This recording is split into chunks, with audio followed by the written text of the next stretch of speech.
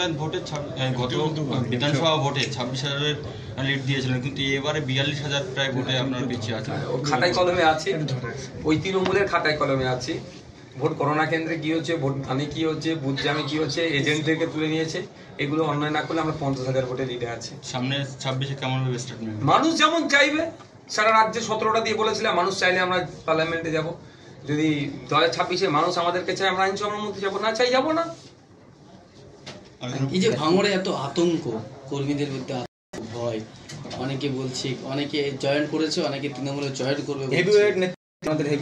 বলছে আইএসএফ ছেড়ে তৃণমূলে জয়েন করবে। দেখুন, আমি আবারও বলছি, কাউকে আছে সেটাকে মানতে হবে। কেউ যদি ভয় পেয়ে বা কোনো জায়গায় কোনো স্বার্থের কাছে নিজেকে সঁপে দেয়, কিছু করার নেই। শুধু আমার একটাই বক্তব্য এই প্রসঙ্গে, যারা ভোটে নির্বাচিত হয়েছেন তাদের অনুরোধ, আইএসএফ খামচিহ্ন ছেড়ে যদি অন্য কোনো সিম্বলে যায়, সেটা পদত্যাগ করা যাবে না। দ্বিতীয় কথা হচ্ছে, লড়াই যে বিপ্লবে আমরা নেমেছি, সমাজ ব্যবস্থা পরিবর্তনের জন্য আমরা নেমেছি, অত সহজে আমরা সমাজ ব্যবস্থা পরিবর্তন করা যাবে না। প্রয়োজনে পিঠ পেতে দিতে হবে, তারপরেই সমাজ ব্যবস্থা পরিবর্তন হবে। একটু ধমকালো, চমকালো, জেলের ভয় দেখালো, যদি দল চেঞ্জ করে নি, তাহলে মানুষ আগামী দিনে সে যেই দলই যাক না কেন, তার নীতি নৈতিকতা নিয়ে অনেক প্রশ্ন তুলবে। একটা খবর আর একটা কথা, আইএসএফ এর পাশে, আইএসএফ পুরো টিম আছে, কর্মী সমর্থকদের পাশে ছিল যেমন বিগত দিনে, এখন হচ্ছে, আগামী দিনেও থাকবে। আইএসএফ টিম সবসময় তার কর্মী সমর্থকদের পাশে। লোকসভা নির্বাচনে ভরাডুবি কি বামেদের সঙ্গে জোট না হওয়ারই ফল? কোথায় ভরাডুবি হয়েছে? আমরা তো দারুণ রেজাল্ট করছি।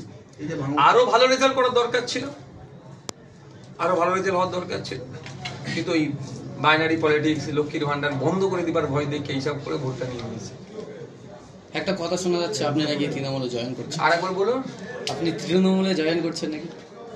যেদিন নওশাদ সিদ্দিকী হলিউডের ফিল্ম মানে হিরোর সুযোগ পাবে, যদি নওশাদ সিদ্দিকী হলিউডের হিরোর সুযোগ পাই, তারপরে ভাবনা চিন্তা করবে নওশাদ তৃণমূলে যাচ্ছে।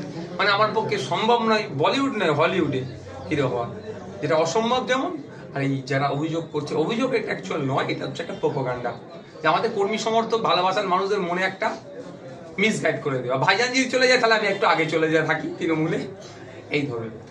দেখুন, লড়াইয়ে নেমেছি, সমাজ ব্যবস্থা পরিবর্তনের লড়াই। জেল কাটলাম, মার খেলাম, মিথ্যা কেস খেলাম, তাই 10-12খানা কেস চলছে। আর হারাবার আমার কি আছে? আমার হারাবার কি আছে? আমার কিচ্ছু হারাবার নাই। আমি সমাজ ব্যবস্থা পরিবর্তন করতে এসেছি, মানুষের জন্য কথা বলতে গিয়ে জেল কেটেছি। 100 বার আমি জেলে প্রস্তুত আছি যাওয়ার জন্য, মানুষের জন্যই কথা বলে যাবো। কোনো জায়গায় আমি আত্মসমর্পণ করবো না। সাধারণ ভাঙড়ের মানুষের সাথে আমি বেইমানি করতে পারি না। ভাঙড়ের 1,09,000-এর অধিক মানুষ আমাকে ভোট দিয়েছে, এই ভোটারদের সাথে আমি বেইমানি করবো না। আপনি আমার হাসি দিচ্ছেন,